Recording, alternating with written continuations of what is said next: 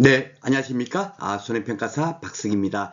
우리가 원예작물의 생목에 대해서, 우리가 추나 처리에 대해서도 따로 공부를 했고, 형에 대해서 따로 공부를 했습니다. 그리고 이제 나머지 하나가, 뭡니까? 전반적으로, 재배에 관련되는 모든 내용들이 사실은 이제 이번, 강의 시간에, 우리가 공부할 내용인데, 실질적으로 이것을 모두 공부하기가 너무 어려워요.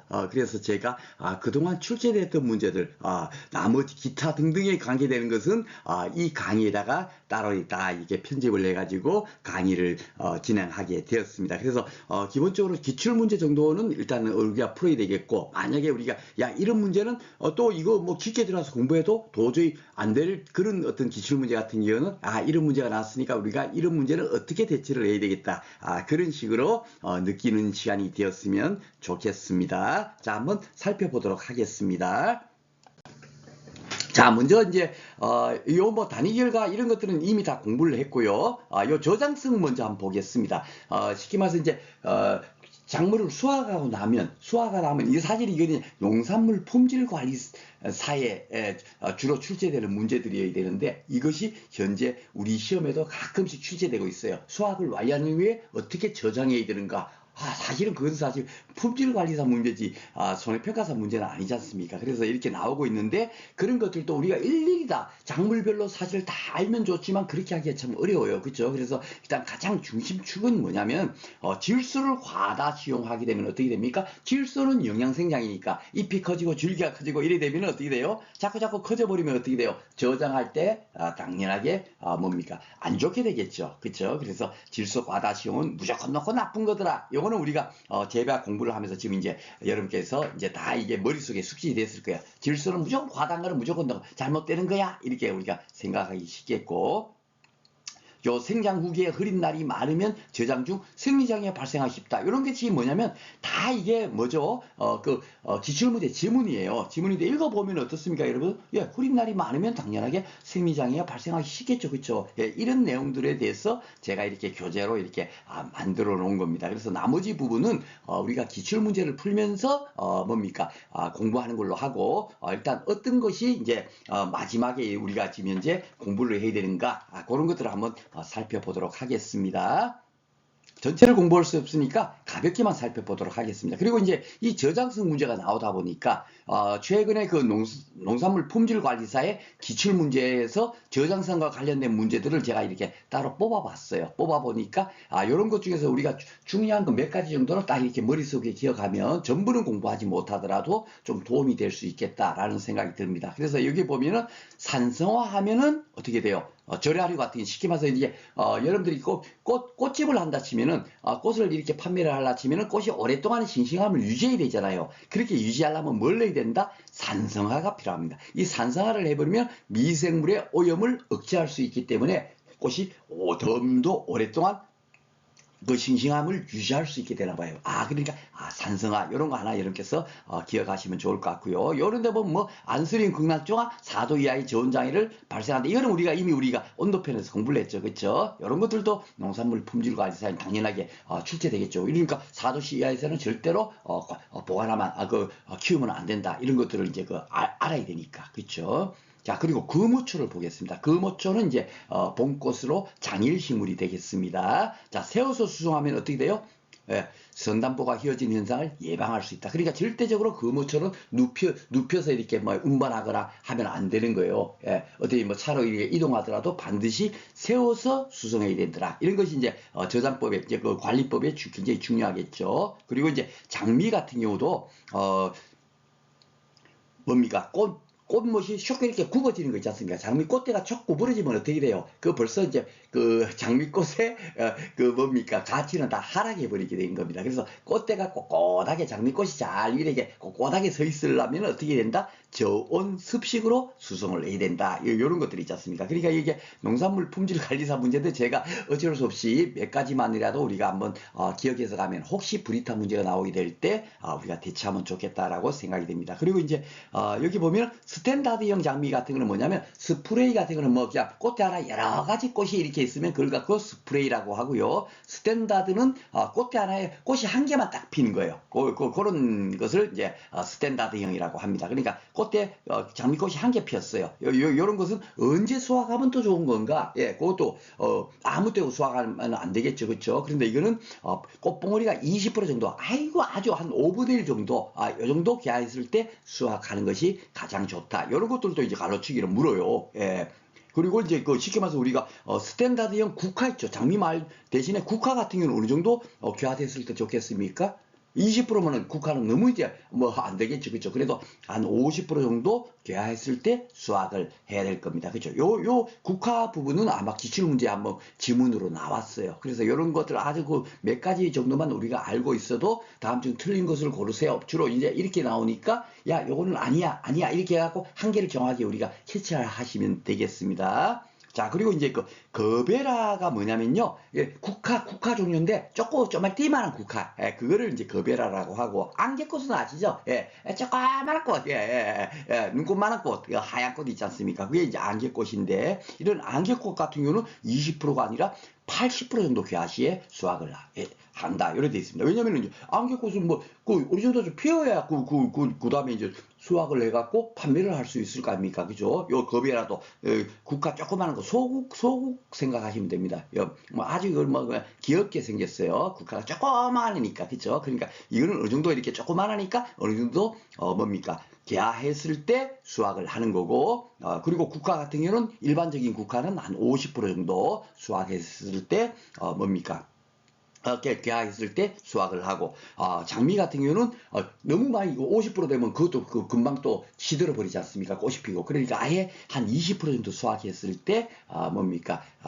개화됐을 때 수확을 해야만이 뭡니까? 다음에 판매할 때 그 기간이 좀 어느 정도 오랫동안 유지할 수 있고, 또 꽃을 산 사람도 만약에 봉우리가 한 30% 정도 개화됐을 때 샀으면 어때요? 오랫동안 그 장미를 볼 수가 있겠죠. 그렇죠? 그래서 이런 것들도 뭡니까? 그 시험 문제 출제되고 있어요. 아직까지는 우리 시험 문제에서는 국화 50% 개화해서 수확 가시에 수확한다. 그것이 나왔지만은, 그 또한 결국 뭐예요? 이 농산물 품질 관리사 출제원께서 그 문제를 출제하고 우리 시험에도 출제를 했던 것입니다. 그래서 제가, 지금 마무리 특강이어서도, 이런 부분이, 최근에 지금 이렇게 자꾸, 이렇게 뭐 잡다구리한 문제들이 나오다 보니까, 그것에 대비해서, 마지막으로 한번 정리를 해봤습니다. 자, 그리고 이제 생육형태 재정에서 우리가 전정 하는 거 있죠. 전정이 이제 가지치기예요. 가지를 이렇게 절단해 주는 거를 전장이라고 합니다. 그럼 왜 가지를 절단해 주겠어요? 그렇죠. 예, 작물 재배에 좋으니까 할 겁니다. 그렇죠. 그런데 이제 무조건 놓고 강전정, 이 강하게 하다, 이런 것은 무조건 놓고 나쁘게 되는 겁니다. 그죠? 무조건 나쁘게 되는 거다라고 생각하시면 됩니다. 강연정을 하면 어떻게 돼요? 꽃눈 형성이 불량이죠. 꽃눈 형성이 안 돼버리면 어떻게 돼요? 열매가 안 맺히니까, 아무런 의미가 없는 거죠. 그쵸? 예, 그러니까 이런 것을 피해야 된다 하는 거고요. 그리고 이제 전정을 약하게 하면 생육은 약하게 되지만 꽃잎 형성을 증대시키므로 요런 또 좋은 점이 있다. 이렇게 하나 알아놓으시면 되겠고, 그 전정을 주로 언제 하느냐인데, 동계 전정의 취지도 있고 하기 전정 할 때의 취지도 따로 있습니다. 그렇죠? 그렇지만 우리가 가장 중요하게 알아야 될 거는 꽃눈 형성을 촉진하고 과실 발육을 촉진시킨다. 이것은 뭐죠? 예, 그 재배의 가장 궁극적인 목적이에요. 그렇죠? 그러니까 이 전정 중에서도 어떤 전정이 가장 중요하다? 하계 전정이, 여름철에 실시하는 전정이 가장 중요하더라. 이런 거 한 개 정도는 상식으로 기억해 놓으시면 좋으리라고 생각이 됩니다. 자, 그리고 이제 저도 사실 적과를 왜 주는지 몰랐어요. 아니, 과일이 6개 달려있으면 그냥 그대로 계속 재배하면 과일도 더 많이 주렁주렁 많이 달리고 좋을 텐데, 왜 6개 중에서 5개를 다 가위로 잘라버리고 한 개만 키울까? 처음에 저도 이해를 못했었어요. 그래서 우리가 앞에서도 기출문제 풀어봤습니다만은, 그 적과를 갖고 열매 속기라고도 하기도 하죠. 적과는 뭐죠? 순수한 한자로 된 용어고, 열매 속기는 우리나라 말이니까. 그쵸? 그래서 이 적과를 왜 하느냐 하면, 여기 봐보시면 해거리를 방지하고 그리고 과실의 품질을 향상시키기 위해서 하는 겁니다. 그러니까 다 뭡니까 우리가 이렇게 재배하기 어떤 문제가 나오면 다 우리가 뭔지는 몰라도 그것은 다 뭐다 작물 재배에 좋은 것을 지금 이제 하고 있는 거다. 그렇게 생각하고 문제를 접근을 하시면 되겠습니다. 자, 그리고 이제 가장 최근에 또 이런 것들도 느닷없이 나왔어요. 수분수가 필요 없는 과수가 뭐냐 해갖고 1, 2, 3, 4로 나온 겁니다. 그러니까 세상이 끝도 한도 없는 거죠. 그러니까 끝도 한도 없는 겁니다. 공부를 하려고 하면은. 그래서 이런 것들이 나온 거니까 혹시 또 다음에 그분이 또 출제할까 해갖고 용도는 나온 것은 가볍게나마 기억을 해야 되겠죠. 그래서 대부분 이제 과수 같은 데는 쉽게 말해서 수분수가 있어야 돼요. 예, 그래야만이 뭡니까 수정을 할 수가 있는데 수분수가 필요 없는 과수 품목은 달랑 2개밖에 없대요. 포도나무하고 호두나무 요 2개밖에 없습니다. 그러니까 요렇게 해서 기억하시든지 수분수가 필요 없는 과수 품목은 꼭 이렇게 2가지밖에 안 되니까요. 다시 한번 더 기억해 주시면 좋겠습니다. 자, 마지막으로 또 이제 봉지를 씌우는 거 있죠. 여러분들 이런 거 많이 보셨죠?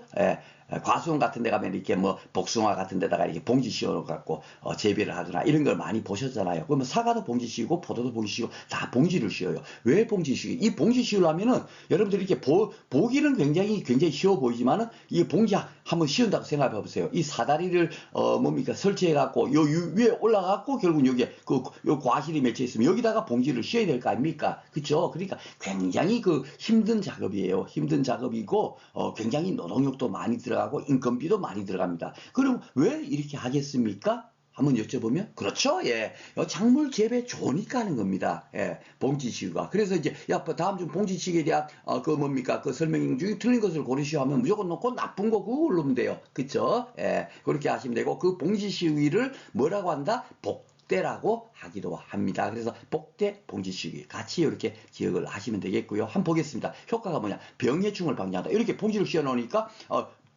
이게 해충 같은 게 이렇게 과실에 달라붙어 갖고 그냥 과즙을 빨아먹고 싶어도 봉지가 딱 이렇게 씌어져 있으면은 못 들어가겠죠. 그죠? 그러니까 병충해도 방지하고 열과 방지. 이렇게 햇빛이 막 뜨거운 빛이 내리쬐는데 종이로 차단 돼 있으니까 어떻게 돼요? 열과도 방지할 거고, 그죠?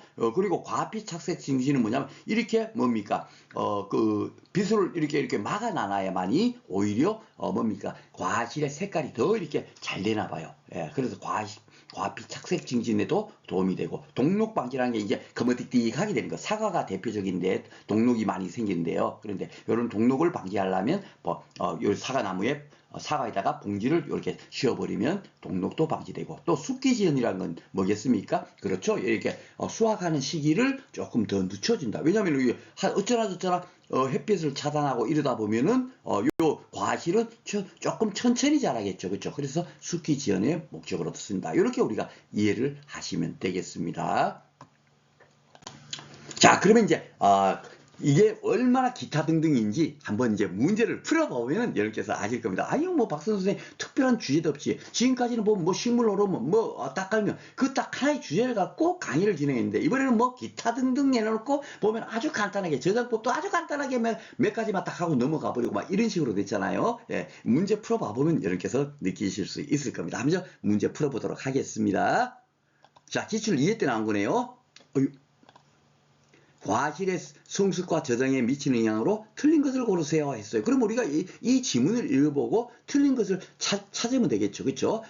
보니까 질소 과다시용이 있어. 이거는 무조건 넣고 좋다 나쁘다 나쁘게 되는 겁니다. 그렇죠? 근데 저장성도 높아지고 크기도 비례지고 좋아지게 되겠습니까? 질소 비례 과다시용하면 무조건 나쁘게 되는데 그러니까 이거는 무조건 1번 이렇게 틀렸다라고 체크하는 수밖에 없어요. 그렇죠? 이걸 어떻게 공부해서 다 하겠습니까? 자, 2번째 보겠습니다. 토양수분이 지나치게 많으면 이상 수세 현상이 일어나 저장성이 떨어지죠. 당연하겠죠. 그죠? 수분이 많으면 그만큼 습도가 높아질 거고 그러니까 당연하게 과실이나 그런 것들도 작물들도 저장성이 떨어질 겁니다. 그렇죠? 이렇게 상식으로 우리가 문제를 풀 수밖에 없어요. 이걸 따라오면 어떻게 다 공부를 하겠습니까? 자, 세 번째는 평균 기온이 높은 애는 과실이 성숙이 빨라지므로 기온이 높으면 과실도 빨리 성숙하겠죠. 그리고 조기 수확이 되겠죠. 그죠? 그래서 저장 중 품질을 유지할 수 있다. 이것도 맞는 지문이네요. 네 번째, 생장 후기 흐린 날이 많으면 저장 중 생리장애가 발생해. 요거 앞에서 제가 한번 읽어드린 그 지문이네요. 그죠? 그러니까 이게 흐린 날이 많으면 당연하게 생리장애가 발생하기 쉽겠죠. 그죠? 그러니까 이렇게 우리가 이런 것을 인간적인 사고로 푸는 것이 가장 옳겠다라고 생각이 됩니다.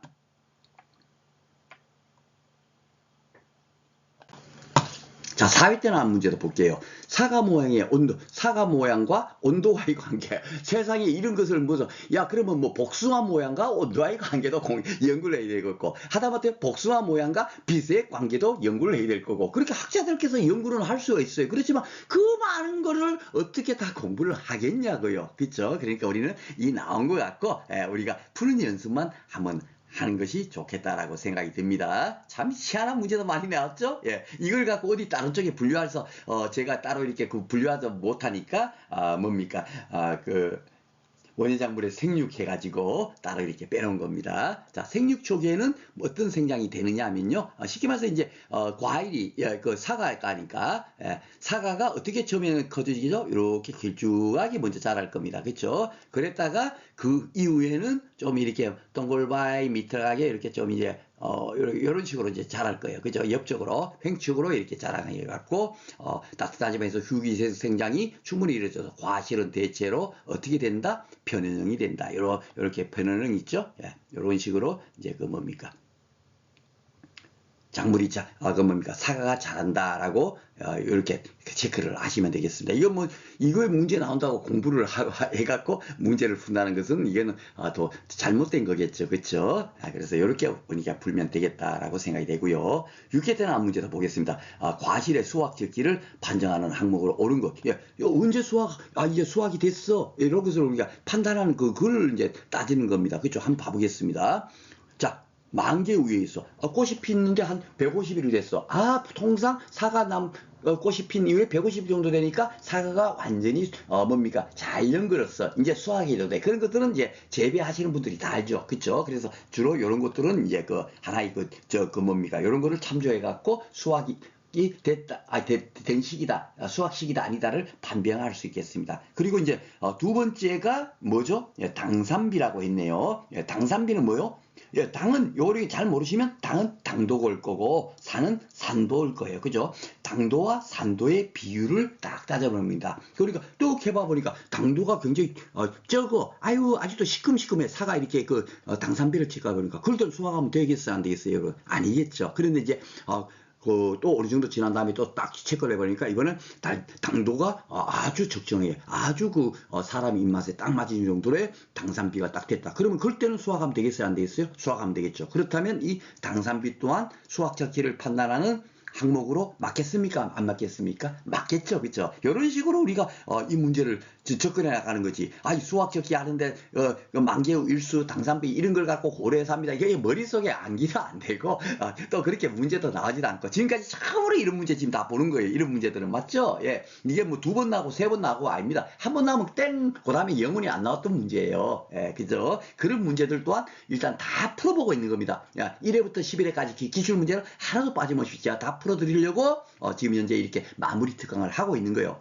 말만 마무리지 쉽게 마무리가 아닙니다. 예, 그렇죠? 예, 여러분들 시험장 가시면 어떤 문제로도 난 풀 수 있어. 박 선생 그 강의를 들었어. 예, 그런 자신감으로 이 말 시험장에 갈 수 있도록 현재 강의는 준비하고 있습니다. 세 번째로 단백질 함량은 어떻겠습니까? 단백질의 함량이 몇 프로야? 이거는 전혀 뭐죠?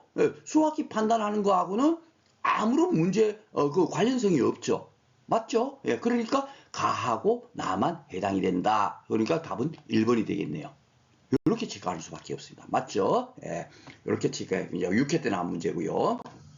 6회 때 또 이렇게 또 이거 봐봤어요. 절하의 수확 및 수확 후 관리 기술에 관한 설명으로 옳지 않은 거. 이게 농산물 품질 관리사 문제지. 이게 손해평가사 문제겠습니까? 그죠? 수확 후에 관리를 하는 거니까 농산물 품질 관리사 자격증을 가진 분들이 아셔야 되는 내용인데 우리한테 나왔습니다. 자, 보겠습니다. 그래도 우리는 인간적인 사고로 풀어야 되잖아요. 이거 우리 문제 아니야 하고 시험장에서 거부할 수는 없겠죠. 자, 스탠다드 국가. 우리 앞에서 스탠다드 장미는 장미는 한 20% 정도 기하됐을 때 수확하는 것이 맞다라고 했죠. 근데 이 국화는 꽃봉오리가 2분의 1 정도 기하, 아유 50% 정도 기하됐을 때 수확하여 출하한다. 요 제가 말씀드렸죠. 요런 것이 출제가 된 거예요. 예, 그래서 제가 그 농산물 품질 가이드에서 나름대로 좀 아주 좀 이렇게 그 특이한 거 그런 거 몇 개 제가 앞에서 강의 때 말씀드린 이유가 바로 이런 문제 대비하고자 했습니다. 두 번째 질문 볼까요? 장미는 조기에 수확할수록 빨리 수확할수록 꼭 그 장미 꼭목구분 발생하기 쉽다 우리가 했죠. 그래갖고 건조 수분 상태에서 뭡니까 운반을 해야 된다라고 우리가 공부를 했죠. 그렇죠? 그러니까 이 꽃목구름이 잘 이런 것이 잘 이렇게 발생하나 봐요. 그래서 조기에 수확하면 안 된다 이겁니다. 그렇죠? 장미. 자, 그리고 3번은 글라디올러스는 반갑죠? 구글, 그죠? 알줄기, 그죠? 글라디올러스, 또 하나 있는 거, 요거, 그리고 이 글라디올러스가 지금 밟으시고, 이런 데도 나오고, 저런 데도 나오고, 꽉 나왔던 그런 몇 개 품목만 잘 나와요. 그래서 이게, 나오게 되면, 알줄기, 이제 연상이 딱 되죠? 그 글라디올러스는 수확 후 눕혀서 저장하면 꽃이 구부러지지 않는다가 아니고, 꽃이 구부러져 버려요. 눕혀서 저장하면. 그래갖고 우리가 앞에서도 그 뭐였죠? 뭐죠? 금어초. 그쵸. 금어초도 세워서 수정해야지 어떻게 되죠? 선단부가 휘어지는 현상을 방지할 수 있다 해갖고 우리가 공부를 했잖아요. 그러니까 세워서 수정하는 것이 금어초입니다. 그런 것처럼 이 글라디올러스도 뭡니까? 세워서 수정을 해야지 눕혀서 수정을 하게 되면 어떻게 돼요? 그 꽃이 구부러져 버려요. 눕히면 안 구부러질 것 같은데, 그쵸? 그래서 제가 여기다 상세하게 여기 설명해 놨습니다. 수확 후 눕혀서 저장하면 꽃이 구부러진대요. 그래갖고 그걸 갖고 경국 현상이라고 하더라고요. 아셨죠? 그러니까 이런 좀 특이한 거, 이런 것들은 반드시 기억을 해 놓으시면 좋겠습니다. 그러니까 눕혀서 저장하면 뭡니까? 구부러진다. 그쵸? 이 금어초하고 뭐요? 글라디올러스. 이런 게 좀 특이한 거 기억해 놓으시면 좋겠습니다. 그래서 답은 요 3번이 되겠습니다. 틀린 거. 그쵸? 4번은 카네이션은 수확 후 에틸렌 작용 억제제. 에틸렌이 뭐죠? 노화 촉진이지 않습니까? 노화 촉진하는 것을 억제시키는 걸 사용하면 어떻게 되죠? 노화 촉진이 안 되니까 전화 수명을 연장할 수 있다. 이렇게 보니까 이거는 맞는 지문이 되겠네. 이렇게 우리가 체크를 할 수 있겠죠. 그죠? 에틸렌과 한 개 딱 떠올리면 노화 촉진. 그죠? 에틸렌 노화 촉진으로만 딱 기억하라고 했죠. 그죠? 그러니까 그것만 연상하더라도 이런 지문은 쉽게 옳은 지문이라거나 하고 판단할 수 있겠습니다. 자, 이렇게 6회 때 나왔는데 7회 때도 또다시 또 저장성이 나온 거예요. 세상에 무슨 농산물 품질 관리사 시험이냐고. 그쵸? 그렇지만 우리는 억울하지만 어쩔 수 없이 이 문제 또한 시험장에서는 문제를 풀어야 되겠습니다. 자, 옳지 않은 것을 고르세요 했네요. 야, 그러면 결국 인간적인 사고로 풀어야지 하고 그냥 문제를 그냥 접근하면 됩니다. 이거 공부 안 했는데 박수 선생 중요한 거 다 나오면 되니까 이거 설명 안 했어 이렇게 하고 부정적인 생각 가져봐봐야 시험장에서 여러분한테 아무런 도움이 안 돼요. 뭔 얘기인지 알죠? 박수 선생이 이상한 거 공부하지 않은 거 문제 나오더라도 인간적인 사고로 풀라 그랬어. 그 긍정적인 사고로 풀어버리면 이 문제가 풀립니다. 한번 풀어보겠습니다. 자, 수박은 수박 우리가 먹는 수박 떠올리시면 돼요. 공기 수확 시 풍온이 높아. 그렇죠. 만약에 막 영상 37도 1대지 수박을 만약에 수확한다 쳐보세요. 그러면 그 껍데기가 뜨거뜨거해가 손만 잡아도 손이 그냥 뭡니까 벌개지고 거기다가 뭡니까 뭐죠? 계란 딱 깨버리면 어때요? 수박 껍질에다가 후라이가 계란 후라이가 될 정도로 뜨끈뜨끈할 겁니다. 그죠? 그러니까 풍온이 높아지는 거예요. 맞죠? 그래서 바로 수송할 경우는 부패하기. 그러니까 너무 이렇게 뜨거운 걸 바로 수송하면 부패하기 쉬움으로 얘는 조금 이렇게 서늘하게 하는 것을 실시해 준다. 이렇게 돼 있는 겁니다. 그러면 여러분들이 이 지문을 읽으면 맞는 것 같아요? 틀린 것 같아요? 맞는 것 같아? 그러면 일단 이거는 틀린 게 아닌 것 같구나. 이렇게 체크를 할 수 있잖아요. 왜냐하면 옳지 않은 것 한 개만 찾으면 되니까 우리는. 그쵸? 이렇게 하시면 되는 거예요. 이걸 갖고 무슨 공부를 해서 이런 걸 공부를 하면 그러면 그 감자는 또 어떻게 또 수확한 다음에 어떻게 저장이 되고 이거 다 각각 다 다른데 그걸 그죠? 그 한 개만 해도 끝도 안 되었습니다. 수학 후 저장뿐만 하더라도 한 달 공부해도 안 돼요. 그쵸? 자, 두 번째 감자. 이거 감자인데 감자 나왔네. 수확 시 생긴 상처. 요거 시키면서 감자는 땅속에 심어져 있으니까 호미로 서서 긁어서 캐서 아주 물이 조심스럽게 긁어서 이렇게 살살살 해도 어떻게 돼? 그 감자 껍질에다가 호미가 싹 긁힐 수 있겠죠. 그쵸? 그러니까 이렇게 상처가 생길 거란 말입니다. 그쵸? 요 상처가 이렇게 생길 거예요. 그러면 이걸 빨리 아물게 하기 위해서 큐어링을 실시한다. 큐어링이 뭔지 몰라도 아이고 뭐 이렇게 하게 수위가 있겠구나 이렇게 우리가 판단할 수 있어요. 이 큐어링이라는 게 이게 뭐죠? 다른 어떤 뭐죠? 거기에서 뭐랄까 따로 부패하지 않고 따로 어떤 뭐 그런 것이 생기지 않도록 하는 것을 큐어링이라고 여러 용어를 사용하고 있습니다. 그래서 이것도 맞는 것 같고 3번 볼까요? 마늘은 휴먼이 끝나면 싹이 자라. 그렇죠. 잠자걸술이 된 싹이 안 자라죠. 그렇지만 휴먼이 끝나면 당연하게 싹이 또 틉니다. 그렇죠. 싹이 트면은 상품성이 저하될 수 있겠죠. 그렇죠? 예. 우리가 시키면서 양파 같은 것도 양파가 뭐예요? 우리가 오랫동안 안 먹으면 집에서 가만 놔두면 어떻습니까? 양파에서 그 팥처럼 또 쭉쭉쭉 올라오지 않습니까? 그렇죠? 예. 그 싹이 올라온단 말입니다. 그러면 어떻게 돼요? 양파, 다음에 양파, 뭡니까? 음식 만들 때는 별맛도 없습니다. 그렇죠? 상품성이 저하되기 때문에. 이것도 바로 그런 얘기가 되겠습니다. 저하될 수 있으므로 맹아 억제 처리를 한다. 그렇죠? 예. 맹아가 나오지 않도록 이렇게 억제 처리를 한다 하는 거 보니까 이것도 맞는 것 같습니다.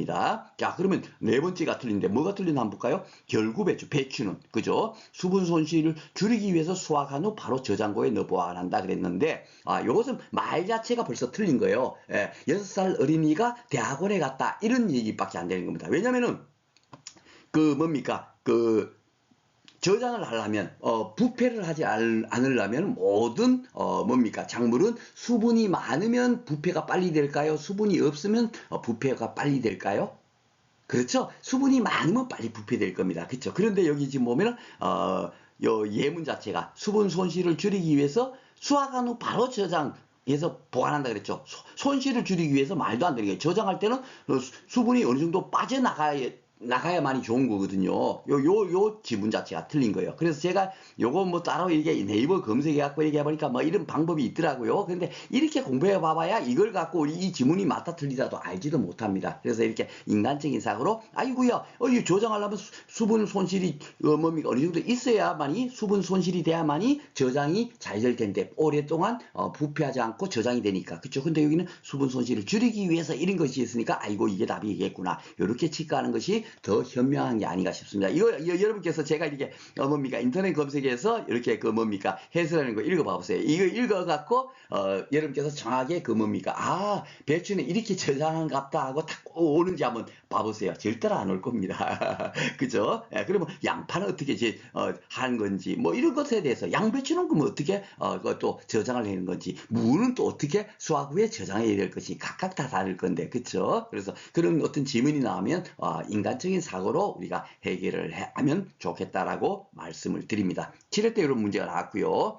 자, 그러면 이제 그 전에 또 다른 것도 여러 가지요. 그러니까 제가 기타 등등 한 이유가 그겁니다. 예. 여러 종류에서. 여기는 이제 과체류의 결실 조정 방법을 모두 고른 것은 이랬습니다. 결실 조정 방법. 예. 그러니까, 열매를, 20개만 수확해, 100개를 수확해, 200개를 수확해, 이렇게 조정을 할 수 있는 것에 대해서 모두 고른 것은 했습니다. 그러면 결국은 이게 뭐예요? 예. 모두가 해당이 돼요. 왜냐면 적가를 한다. 과실을 중심 한 개나 거고 나머지를 다 쏟아내죠? 그러면 조절 방법이 되는 거예요. 그죠? 적화는 뭐예요? 꽃을 따주는 겁니다. 꽃이 만약에 10개가 피어 있으면 그 중에 9개를 다 그냥 가지를 잘라내고 한 개만 꽃 핀 것만 놔두면 어떻게 돼요? 꽃 피는 데서만 열매가 맺히니까. 그렇죠? 그러니까 결실 조정 방법이 되는 거예요. 적화도. 그리고 인공수분은 뭡니까? 예, 인공적으로 뭡니까? 수정을 하는 그런 거겠죠. 그렇죠? 그러니까 이런 것들도 결실 조정 방법이 되겠습니다. 여러분 이런 식으로도 문제가 나와요. 그러니까 진짜 어떤 또 특징도 없이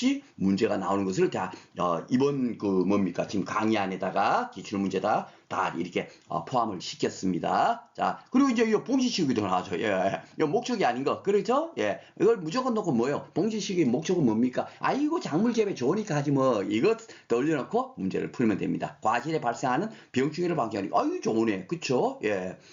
생산비를 절감하고 해거리를 방지하는데 유도한다 그랬으니까 여기 틀렸죠. 해거리를 나쁜 건데 이거 유도해버리면 나쁘게 되지 않습니까? 그쵸? 예, 요렇게 이제 문제가 좀 조잡하게 나왔네요. 세 번째는 착색을 향상시키고 상품성을 높이니 아주 좋은 거고 맞고, 그죠? 농약이 직접 과실에 부착되지 않도록 하여 상품성을 높이니까 아주 좋게 되는 거죠. 작물 재배에 좋은 거죠. 그리고 나머지는 다 맞습니다. 요게 틀렸네요.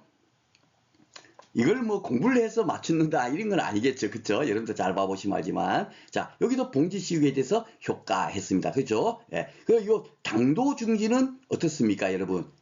이거는 아닌 거예요. 그렇죠? 예, 착색 증진은 되지만 당도는, 왜냐하면 햇빛을 차단했으니까 그만큼 단맛은 조금 더 이렇게 증진되거나 그러지는 않을 겁니다. 요거 하나가 이제 뭡니까? 그 당도 증진도 분명히 좋은 것 같지만 실질적으로 봉지식으로 해버리면 햇빛을 차단하니까 당도 달달한 맛은 더 증진되거나 그러지는 않겠죠. 예, 이거는 아니고 병충해 방지 당연하게 되고요. 왜냐하면 종이를 씌워주니까 병해충이 침투를 못하죠. 그죠? 과피 착색 증진은 있었죠. 그죠? 예, 햇빛을 차단해 줌으로써 오히려 과실의 색깔, 빨간 색깔, 노란 색깔 이런 것들을 더 착색을 증진시킬 수 있고 동록도 방지하고, 이 동록은 주로 사과에만 해당이 됩니다. 참 다양하게 많이 나왔습니다. 자, 그렇게 공부를 많이 했다 칩시다. 이제 여러분들이 많이 했, 이제 지금 이제 8, 9, 10, 11회를 이제 우리가 문제를 풀 거 아닙니까? 자, 여러분들이 이거는 이제 시험장에 갔을 때 이런 문제가 나왔다. 봐보세요. 이번에는 어떤 문제 나요? 과수의 결실에 관한 설명으로 옳지 않은 것 이렇게 나옵니다. 수분수는 뭐 몇 프로 내로 혼자 이거 어디 뭐 우리가 이까지 다 공부를 할 수 있겠습니까? 그렇게 하면 뭐 끝 10년을 공부해도 안 되겠죠. 그리고 또 그 공부를 했다고 해서 그것이 100% 머릿속에 다 숙지가 됩니까? 아닙니다. 그렇죠? 예, 그래서 이런 것들 중에서 우리가 옳지 않은 거 한 개만 골라낸다. 예, 이 마음으로 우리가 도전을 하면 되겠습니다. 타가수분이라는 게 뭡니까? 다른 뭡니까? 그 꽃에 같이 이제 수정을 하는 거를 타가 수정이라 그러죠. 예, 그래서 그런 수분수가 필요한데 수분수는 몇 프로 정도 하느냐? 한 20% 정도로 이렇게 원래 이제 가수원에 같이 심은 수분수를만 위해서, 만약에 사과나무를 한 100그루를 키운다, 재배를 하고 있는 가원 같으면 100그루 중에서 한 20그루 정도 있죠. 20그루 정도는 사과를 재배하기 위해서 키우는 것이 아니고 오직 이렇게 수분수 역할을 하려고 20주 정도는 수분수 역할로 이렇게 키우고 있다. 그렇게 생각하시면 되겠습니다. 그렇죠? 예, 그래서 요거 뭐 잘 모르면은 뭐 이렇게 세모에 놔도 되고, 우리는 오직 틀린 거 한 개만 고르면 되니까. 그렇죠? 탄질비는 여러분 아시죠? 예, 탄수와 질소의 비율입니다. 그죠? 탄질비가 높으면 뭐죠? 예, 다 좋죠. 예, 그럼 뭐가 돼요? 예, 꽃이 잘 피잖아요. 꽃이 잘 피면 결국 뭐예요? 꽃이 피어서 수정이 돼갖고 열매가 많이 닫히니까 결실률이 높아지다. 요거는 확실하게 맞는 거네요. 자, 꽃가루관의 신장은 좋은 조건에서 빨라짐으로 착과율이 높아진다. 이거는 벌써 말이 벌써 틀렸죠. 예, 6살 어린이가 대학원에 입학했다 하고 똑같은 겁니다. 이 신장되는 건 대부분 광합성도 그렇고 대부분 뭐예요? 고온에서 어떻게 됩니까? 광합성이 더 많이 되고 그러지, 이렇게 좋은 조건에서 빨라질 리가 없어요. 꽃가루관이 신장되거나 이런 것들도. 그렇죠? 예, 신장이 커진다 이런 의미지 않습니까? 예, 추울 때 어떻게 더 잘 활동력이 있겠습니까? 그렇죠? 뜨끈할 때 더 활동하고 그러죠. 그렇죠? 그러니까 벌써 이거는 고온 조건에서 빨라짐으로 착과율이 높아진다. 이걸 갖고 뭡니까? 출제형에서 고온 대신에 저온으로 바꿔놓은 겁니다. 그렇죠? 그래서 이거는 답이 3번 이렇게 찾을 수밖에 없어요. 이걸 뭐 이렇게 꽃가루관이 신장을 언제 뭐 어떤 때 되고 이걸 공부를 할 수가 없죠. 예. 자, 그리고 네 번째는 보겠습니다. 엽은 뭐요? 예, 이파리. 과는 뭐요? 과실. 그죠? 이파리하고 과실의 비율입니다. 그러니까 이파리가 만약에 100개인데, 요것도 이제 모르면 이렇게 체크를 해버리면 됩니다. 과실이 만약에 10개다. 그러면은 이 비율은 어떻습니까? 100이 되나요? 그죠? 이 약분되니까 10을 약분되니까 얼마입니까? 10이 되네요. 그죠? 예, 요렇게 만약에 이렇게 해서 여기 10이다. 이렇게 나왔다 칩시다. 그런데 만약에 이 역값이가 높을수록 만약에 이 20이 된다 치면은 결국 어떻게 되겠죠? 요것이 200이 돼야 되겠죠. 그쵸? 그러면 20이 될 거 아닙니까? 그렇죠? 결국은 그 이파리가 더 많이 이렇게 증가됐을 때, 예, 이게 뭡니까? 역값비가 높아지는 거예요. 그래서 높아지면은 과실의 크기가 커진다. 이게 맞는 겁니다. 왜냐하면 이렇게 이파리가 많으면 많을수록 어떻게 돼요? 과실도 더 많이 뭡니까? 크기가 커지는 거예요. 이파리가 조금 되면 과실의 크기가 작아지는 겁니다. 그래서 요 이제 대표적인 여기 예로 이제 그 뭐가 있냐면은 단감하고 떫은감 같은 경우는 잎이 잘 이렇게 그 자라야만이 단감 떫은감이 잘 많이 이렇게 수확이 돼요. 그래서 이파리가 별로 없으면 단감 떫은감은 수확률이 탁 떨어집니다. 그래서 이 얘기를 갖고 이렇게 역가비를 갖고 했는데 하여튼 그 중요한 거는 이파리가 많으면 많을수록 과실도 그만큼 품질도 좋아지고 크기도 커진다. 그렇게 이해를 하시면 되겠습니다. 자, 9회 때는 이제 어떻게 나왔는가 보십시오. 지금까지 이게 지금 8회, 9회, 10회, 11회 딱 문제 풀어보면요. 동일한 문제가 거의 없을 거예요. 그러니까 뭐 이번에는 이거 나왔다 저거 나왔다니까 12회 때는 뭐가 나올지 아무도 예측이 할 수가 없습니다.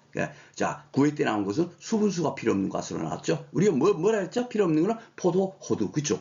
이렇게 기출문제 출제된 이후에나 공부할 수 있는 거지. 이거를 이게 출제된다 생각하고 공부를 했던 분들은 아마 거의 없을 겁니다. 그렇죠? 이런 식으로 나왔었고요.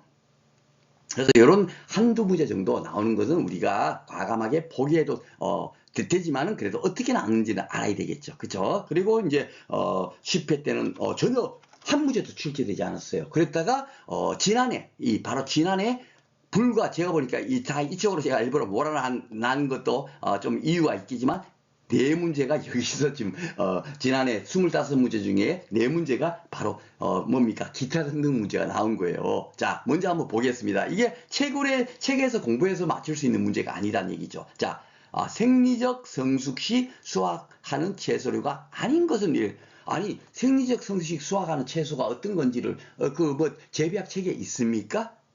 그 수학, 그죠? 거의 없어요. 그래, 제가 볼 때는 이 문제도 좀 잘못됐지만 이 출제자의 의도는 이게 문제가 왜 잘못됐냐면 토마토 같은 것도 완전히 생리적인 성숙됐을 때 수확합니까? 아니죠. 우리가, 장미, 스탠다드 장미는 언제 수확한다 그랬어요? 꽃봉오리가 20%가 있을 때, 그죠? 스탠다드 국화는 50%가 있을 때, 거별하고 안개꽃은 80%가 있을 때, 이 각각 똑같이 수확 시기도 꽃의 그 종류에 따라서 달랐지 않습니까? 그죠? 각각 다른 거예요. 그런 것처럼 왜 그렇게 해야 된다? 그래야만이 재배의 목적을 달성할 수 있기 때문에 그럴 때 수확을 하는 거예요. 그러면 지금 토마토로 한번 생각해 봅시다. 토마토가 완숙 토마토 됐을 때 수확하면 될까요, 여러분? 벌써 늦었습니다. 그러면 그 완숙된 거를 수확해 갖고 그 시장에 내다 팔면 그 소비자들이 그거 삽니까 안 삽니까? 벌써 그럴 땐 짓물러져 있는데 살 때 되면 그렇죠. 그러니까 토마토도 붉은색이 조금 있고 아직도 푸르죽죽한 색이 좀 있을 때 그럴 때 수확할 거예요. 그렇죠? 그러니까 생리적인 성숙 시기에 수확하는 게 아닙니다. 맞죠? 수박 볼까요?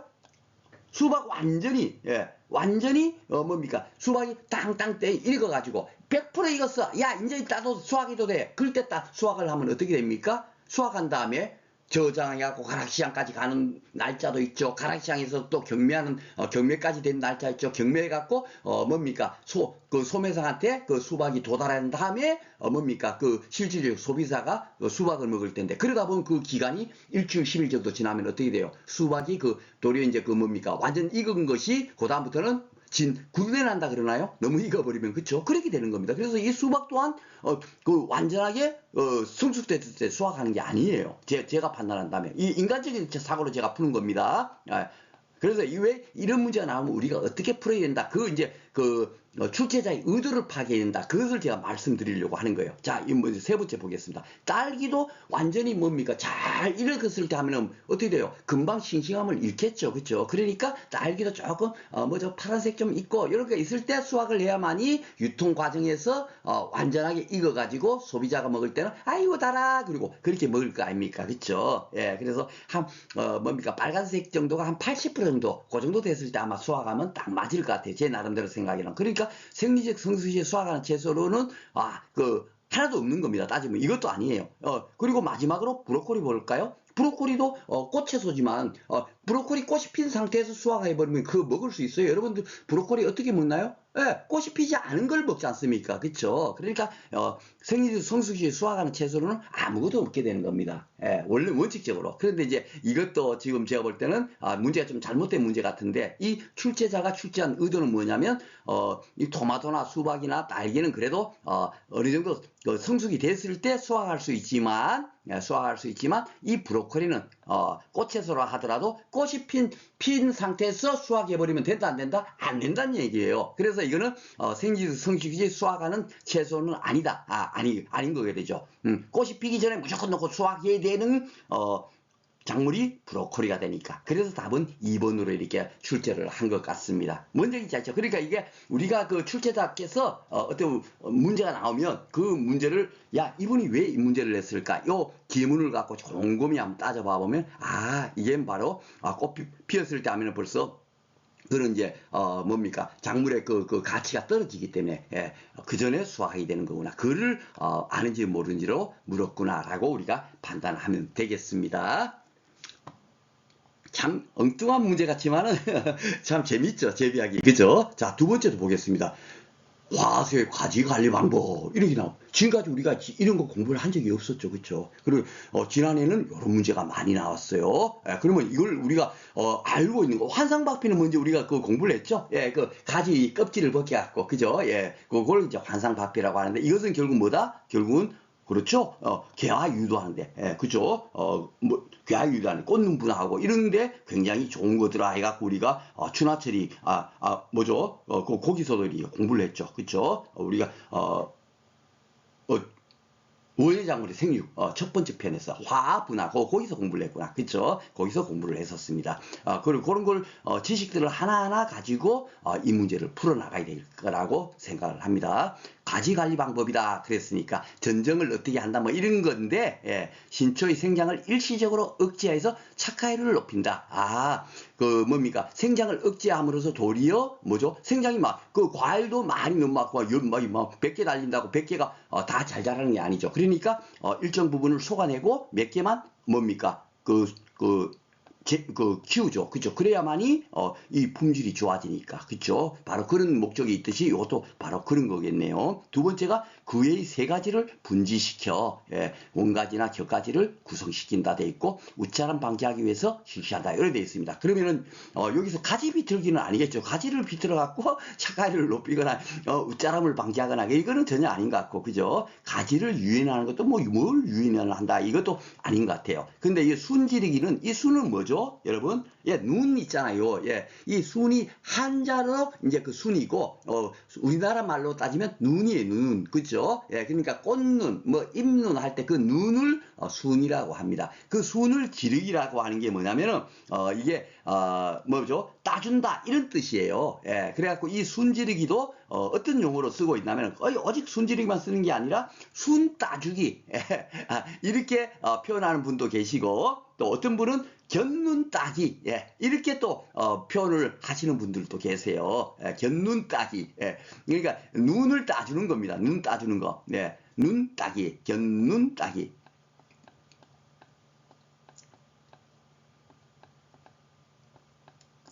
자, 이런 식으로 순 따기, 견눈 따기, 순 따주기 이런 식으로 이렇게 사용하고 있어요. 그런데 이 순을 왜 따주냐면 순을 이렇게 만약에 그 뭡니까 열매가 너무 많거나 꽃이 너무 많이 있다 생각해 봐보세요. 어떻게 되겠죠?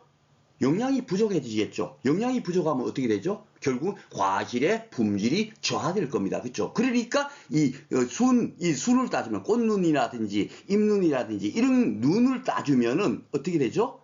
그렇죠? 그 적정하게 몇 개만 딱 남아 있을 거 아닙니까? 그렇죠? 이렇게 몇 개만 남아 있어지기 때문에 결국 뭐 어떻게 돼요? 과실의 품질이 좋아지게 되는 거예요. 그렇죠? 그래서 이렇게 순 지르기를 하는 겁니다. 그래서 여기 보면은 생장을 일시적으로 억제해서 이렇게 눈을 따줌으로써 착가율을 높이고 그리고 이제 웃자람을 방지하는 이 웃자람은 뭐죠? 그렇죠. 우리 그 수분 부족가 수분 과잉 시 그죠? 수분 과잉 시 멀때처럼 그냥 멀때멀때 그런 것처럼 비정상적으로 자란 거를 웃자람이라고 했는데 이렇게 순을 따주면서 어떻게 되죠? 그 영양분도 별로 이렇게 부족하지 않으니까 웃자람이 방지가 되겠죠. 그렇죠? 적정한 적당하게 몇 개만 남겨놓고 뭡니까 작물을 재배하려고 순지르기를 하는 겁니다. 눈 따주기를 한다. 이렇게 생각하시면 되겠습니다. 그래서 이것도 그런 식으로 풀어야 되지 않을까라고 생각이 됩니다. 자, 11회 때 또 나온 거 보세요. 자, 이제 이 문제를 또 보겠습니다. 이 문제는 근데 우리가 또 알고 있는 지식 갖고 먼저 풀 수가 있습니다. 자, 작물의 수확 후 주요 생리에 관한 설명으로 옳은 것은 수확 후니까 이게 또 따지고 보면 결국 뭐예요? 농산물 품질 관리사가 생각나지 않으세요? 그렇죠? 예.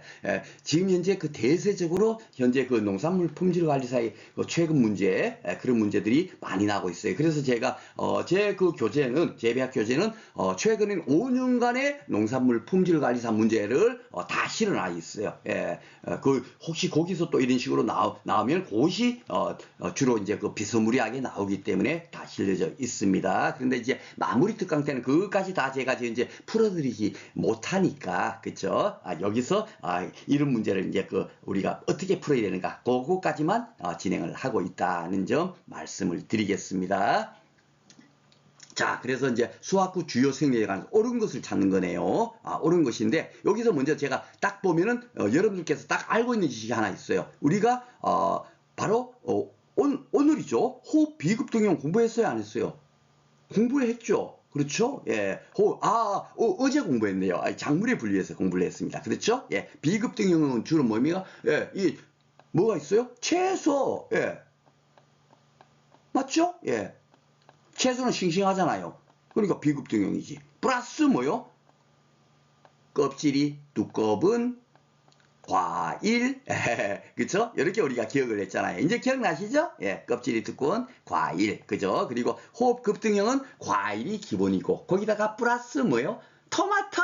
이렇게 우리가 기억을 했죠. 그쵸? 그러면 비급등형 가시는 포도, 여기 있네. 껍질이 두꺼운 과일, 포도가 있고, 가지는 뭐요? 채소니까. 그렇죠? 예. 그러니까 요거는 무조건 넣고 옳은 것이 되죠. 요렇게, 뭡니까? 풀어도 된다는 얘기예요. 예. 그래서 제가 진짜 중요한 것은 딱 정확하게 우리가 숙제를 하고 있으면 어떻게 써먹어도 써먹을 수 있다. 제가 강조드리는 건 뭐냐, 이제 다른 거 잘 몰라도, 이렇게라도 풀 수가 있게 되는 겁니다. 이런 문제 한 개만 보더라도 그렇게 풀 수 있죠. 그리고, 야, 이거 안 배웠는데 하고, 뭐, 이 박 선생님 강의도 안 했는데 하고, 그냥 무조건 놓고 그냥 부정적인 생각 가지지 말고, 일반적으로 여러분께서 알고 계시는 그 상식 갖고 문제를 풀면 되겠습니다. 요렇게 풀면 되고 나머지도 한번 그래도 우리가 살펴보도록 하겠습니다. 자, 에틸렌은 뭐죠? 예, 노화촉진이죠. 그죠? 근데 고체 상태 아니잖아요. 기체 상태로 우리가 있다는 걸 에틸렌에서 공부를 했습니다. 그쵸? 그러니까 요게 벌써 틀렸습니다. 자, 두 번째, 증산작용을 억제하려면, 증산작용이 뭐예요? 예, 그 잎의 기공을 통해서 수분이 빠져나가는 걸, 그걸 갖고 증산작용을 하죠. 억제하려면 그것을, 뭡니까? 수분이 빠져나가는 것을 방지를 하려면 원예 산물과 대기와 수증기와 포차를 증가시켜야 한다라고 되어 있습니다. 근데 증가시키면 되겠습니까? 안 되겠습니까? 예, 포차를, 이거 수지한 포차를 감소시켜야 되죠. 그쵸? 감소가 돼야만이 억제가 되는 거지. 압의 포차가 증가돼 버리면 어떻게 되죠? 당연하게 증산작용도 더 많이 일어날 거 아닙니까? 그쵸? 이 문구로 딱 이렇게 봐버리면. 그렇죠? 예, 그래서, 요것도, 뭡니까? 요 내용이 틀린 겁니다. 그렇죠? 요게 감소 이렇게 돼야 되는데, 증가라고 돼 있네요. 요 내용이 틀렸고요. 네 번째 거, 호흡에 의한 호흡열은, 우리가 숨 쉴 때 호흡열, 그죠? 주위의 온도를 높여 대사작용을 가속화시켜요. 요까지만 보더라도 맞는 것 같죠? 그쵸? 예, 요까지만 해도 맞습니다. 자, 그리고, 저장 중 냉각 부하를 어떻게 하죠? 냉각 부하를 중과시키게 되겠죠. 예, 중과. 열이 막 발생되고 하니까. 그렇죠? 예, 그런데 여기는 저하시킨다 했으니까 요게 틀린 겁니다. 그렇죠? 그러니까 이걸 무슨 우리가 공부를 해서 맞추는 게 아니라 지금까지 살아온 경륜으로서 이런 지문을 다 읽어봐 보면 아이고 요걸 이렇게 바꿨구만. 요게 틀렸네. 이렇게 우리가 판단해서 문제를 풀 수 있지 않을까 하는 게 제 나름대로 생각입니다. 자, 이런 문제, 하여튼 11회 때 이렇게 많이 나왔어요. 12회 때는 이만큼 나올까요? 절대로 아닙니다. 걱정하지 않으셔도 됩니다. 이제 12회 때는 그동안 나오지 않은 일장형이라든지 이런 것이 이제 다시 이제 또 출제되면서 이 부분이 이제 이제 줄어들 겁니다. 아셨죠? 또 만약에 이런 문제가 있다 하더라도 이제 제 강의 들었던 분들은 전혀 걱정하실 거 없습니다. 어휴, 이거 맞아 있잖아요. 그죠? 야, 이번에는 절하 수명이 저온에서, 요거는 그래도 우리가 어느 정도 원리를 계속 공부를 했죠. 절하라는 게, 뭐, 꽃집에 이제 꽃을 판매를 하려면 이제 그걸 갖고 절하라고 하잖아요. 그것이 결국 뭐요? 예, 오랫동안 이렇게 어떻게 해야 되죠? 유지를 해야 되지 않습니까? 그죠? 그것에 대한 설명으로서 옳지 않은 것은 이렇게 문제가 출제가 되었습니다. 자, 1번 보겠습니다. 곰팡이병이 발생 억제로 관상 가치를 유지한다. 맞겠네요. 그죠? 병이 발생이 억제되면 그만큼 싱싱함이 유지되고 관상 가치도 유지될 거니까 이거는 맞는 것 같아. 말이. 그죠? 중산이 억제되면, 그 쉽게 말해서 대기 중으로 뭡니까? 기공을 통해서 수분이 방출되지만 않으면 수분 균형이 유지된다. 그러니까 이것도 맞는 말 같죠. 그쵸? 세 번째, 호르몬이 생합성으로 촉진으로 노화가 억제된다? 아니, 촉진되고 억제되고 언밸런스하죠. 그렇죠? 생합성이 감소됨으로써 노화가 억제된다든가 아니면 생합성이 촉진됨으로써 노화가 뭡니까? 더 빨리 증가된다, 촉진된다라든가 이렇게 하는 것이 맞는 건데 앞에 거랑 뒤에 거랑 언밸런스하다. 그러니까 틀린 게 요게 되겠습니다. 그죠? 이걸 무슨 공부를 해서 맞추겠어요? 이렇게 우리가 인간적인 사고로 풀어버리면 되는 건데, 그쵸? 그러니까 절대로 시험장에서 이상한 문제 나왔다고 쫄지 마시기 바랍니다. 제가 여러분들한테 그 재배학 강의에 가장 뭡니까? 여러분들한테 안내드리고 싶은 게 바로 요거 하나예요. 사실 제가 무슨 재배학에 지식이 많아갖고 여러분들을 가르치고 있는 거는 절대로 아니고요. 아셨죠? 이런 것을 여러분들한테 안내드리려고 강의를 진행하고 있다라고 생각하시면 되겠습니다. 자, 네 번째는 호흡 억제로서 호흡을 억제하면 어떻게 돼요? 저장양분 소모 감소. 이거는 알잖아요. 우리가 그 병원은 이런 거 있잖아요. 그리고 밤에는 온도가 내려가서 호흡량이 줄어드니까 어떻게 돼요? 그 에너지를 소모를 안 해갖고 그것이 결국 뭐예요? 과실이 품질이 증가되고 좋게 되지 않습니까? 그쵸? 그럴 때 공부했던 그 내용이 되겠어요. 호흡 억제는. 그러니까 호흡이 감소되는 건 무조건 넣고 작물 재배 좋은 거야. 언제 얘기했죠? 제가 대기필 제일 첫 번째 슬라이드에 그게 있어요. 그래서 이산화탄소는 작물 재배에 좋은 거야. 이산화탄소가 많으면 광합성이 증가되고 호흡량은 감소된다. 이것이 제가 뭡니까? 재배학 강의, 아무리 특강의 첫 번째 강의 안의 내용입니다. 그 내용이 결국 어떻게 써먹어요? 이런 데도 써먹히잖아요. 그렇죠? 그래서 그게 직접적으로 나오지 않더라도 제가 그렇게 막 떠들었을 때는 그런 큰 줄기를 다 캐치하는 것이 중요한 거지 시작되기 없는 거 막 암기하고 해봐봐요. 그거가 동일한 문제가 절대로 나오지를 않죠. 그렇죠? 그렇게 생각하시면 되겠습니다. 그러니까 너무너무 쉽게 풀 수 있죠. 생판 보지 못한 문제 같아라고 생각했는데 이거 이렇게 풀어버리니까 너무너무 쉽게 다 마법처럼 풀리더라. 그것만 여러분께서 이번 강의에서 느끼셨으면 저는 충분히 만족을 합니다. 자, 이렇게 해서 이제 가장 어려운 부분이 이제 끝났고요. 다음 시간에 이제 드디어 이제 우리가 시설 재배하고 양액 재배 남은 거, 그거 이제 한번 공부해 보도록 하겠습니다.